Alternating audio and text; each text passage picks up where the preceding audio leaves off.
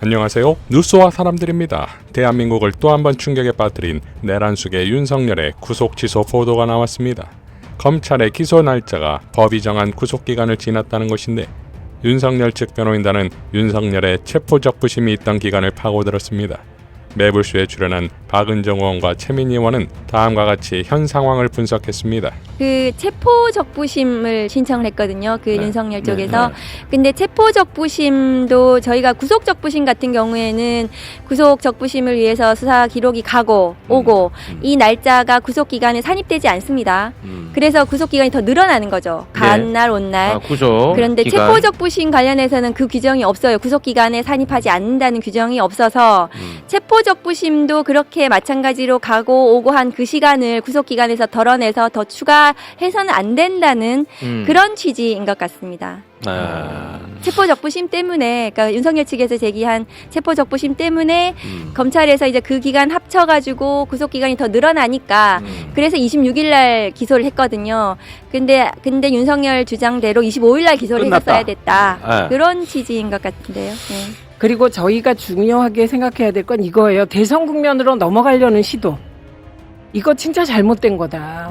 지금은 내란 종식에 집중해야 되고 저희 당도 저는 3월 8일 집회에 집중해야 그러네요. 되고 시민들의 네. 역량을 총 결집해야지. 진짜 맞는 말. 지금 주자들이 대선 행보로 들어가서 내부에서 1위 후보를 흔들고 이럴 때가 아니다. 네. 예, 그게 민주당에게 주는 교훈이라고 맞는 말씀인 것 생각합니다. 같습니다. 민주당은 다음과 같이 밝혔습니다. 내란 숙에 윤석열에 대한 석방이 웬 말입니까? 검찰은 즉시 항고해야 합니다. 이번 법원 결정은 헌법재판소의 윤석열 탄핵 심판과는 전혀 무관합니다. 영향을 주지 않을 것입니다. 검찰은 기간 산정에 이상이 없다는 입장이니 항고를 하면 윤석열은 석방되지 않습니다. 또한 이 형사구속의 절차상의 문제와 탄핵 심판과는 별개입니다. 자, 윤석열 구속 취소 소식에 한동훈은 다음과 같이 밝혔습니다. 그동안 심신이 많이 지치셨을 것 같습니다. 건강을 잘 챙기면서 충분한 방어권을 행사하실 수 있길 바랍니다. 법은 만인 앞에 평등해야 합니다. 대통령이라고 해서 더 불이익을 받아서는 안 됩니다. 그러니 법원이 절차상 문제가 있다고 판단했다면 구속 취소는 당연하다고 생각합니다. 아울러 혼란을 초래한 공수처는 폐지되어야 합니다. 자, 기가 차지요? 그런데 한동훈은 윤석열의 석방을 기정사실화하는 것 같은데 검찰에서 항고를 하면 석방이 안 된다는 것을 모르는 것일까요? 이러니 한준호 의원의 말은 정확했습니다. 얼굴 허옇게 떠서 갈 곳 몰라 헤매던 그 내란의 밤, 국회의원도 아닌 한 전 대표를 본회의장 안으로 피하게 한 건 이재명 민주당이었고, 계엄을 일으켜 한 전 대표를 체포명단에 올려 제거하려 했던 것은 형님이라고 불렀던 윤석열이었습니다. 그렇게 사리 분별을 못하니까 형님이라 불렀던 사람이 체포명단에 이름을 올린 거 아니겠습니까? 이런 자와 통합을 얘기하는 비명계들은 한심합니다. 이재명 대표의 체포동의안 가결파 발언에 발작하는 비명계를 향해 박선원 의원은 다음과 같이 포효했습니다. 자칭 친문 거두님들, 이재명 대표 흔들기 관두라. 누군 입이 없어 말 안 하나. 민주진영 탄압을 위해 인내하고 있습니다. 부탁드립니다. 내란 세력에 대항하여 함께 싸웁시다. 전우영 역사학자도 다음과 같이 밝혔습니다. 하나의 조직 안에서 이견을 극복하거나 유보하고 뭉치는 게 단결, 두 개 또는 그 이상의 조직을 하나로 합치는 게 통합, 각 조직이나 개인의 독자성을 유지하면서 사안에 따라 힘을 모으는 게 연대, 2000년 전의 공자도 말을 바로잡는 게 정치의 첫걸음이라고 했습니다. 단결도 못하면서 통합을 주장하는 정치인이 많은 듯합니다. 황교익 작가는 두부를 술 때에는 제일 먼저 그리고 제일 신중하게 해야 하는 것이 썩은 콩을 고르는 일입니다. 썩은 콩 단 한 알만으로 두부 한 판이 충분히 망가질 수 있습니다. 더불어민주당이 대선에서 이기려면 당내 세력을 통합해야 하는 것이 맞습니다. 그렇다고 썩은 콩까지 함께 할 수는 없는 일입니다. 이어 윤석열의 이재명 죽이기에 동참한 더불어민주당 정치인 여러분이 지금 해야 할 일은 조용히 민심을 경청하는 것입니다. 구차한 변명을 꺼냈다가는 윤석열과 함께 사라질 것입니다.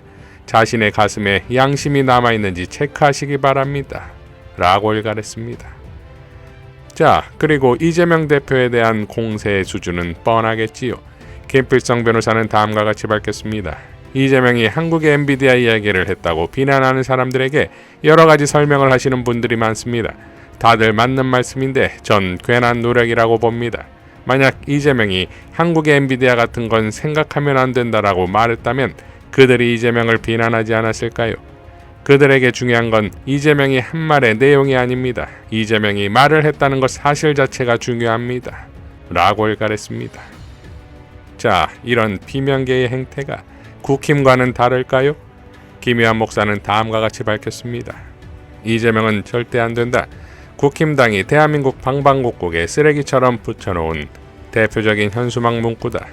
이재명만큼은 절대로 대통령이 되어서는 안 된다는 것이다. 왜 이재명은 안 될까? 왜 국힘당은 이재명이 대통령이 되는 게 저토록 싫을까?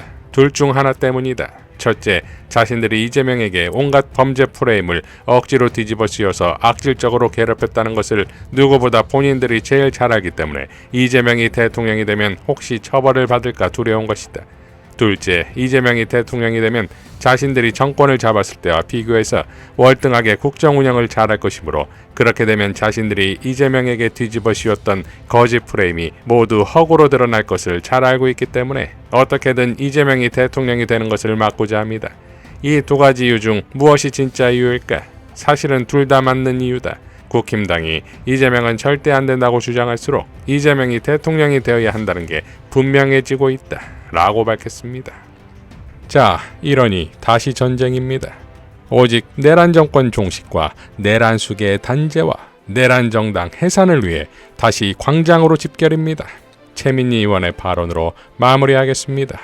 이게 충격적인 사실이지만 이 소식이지만 지금 판결문 보셨잖아요, 최욱 씨도. 네. 그거 보면 아까 의원님이 말씀하실 때 변호인들, 윤석열 변호인이 얘기하는 게 다 받아들여졌냐? 아닙니다. 중요한 두 가지가 받아들여지지 않았어요. 공수처가 수사권이 네, 있냐? 그거 안 받아들였어요. 예, 안 받아들였고요. 네. 그 나머지 주장한 부분이 뭐였냐면 윤석열 변호인들이 이게 구속의 상당성이 없다. 그러니까 범죄 요건이 안 된다는 식의 주장. 네. 예, 그리고 증거인멸할 우려가 없다는 주장은 안 받아들인 거예요. 네. 내용은. 오히려 문제는 우리가 잠시 조기 대선 국면으로 넘어간 듯한 여러 네. 가지 움직임이 맞습니다. 저들에게 허점으로 작용되었다. 저들이 맞습니다. 네. 우리를 우습게 봤다. 네. 그래서 우리도 당장 지금부터라도 맞습니다. 예, 내란 종식의 한 길로 네. 가면 됩니다. 네, 그리고 맞습니다. 우리가 그런 세력 충분히 극복할 힘이 있습니다. 맞습니다. 네. 네. 아유.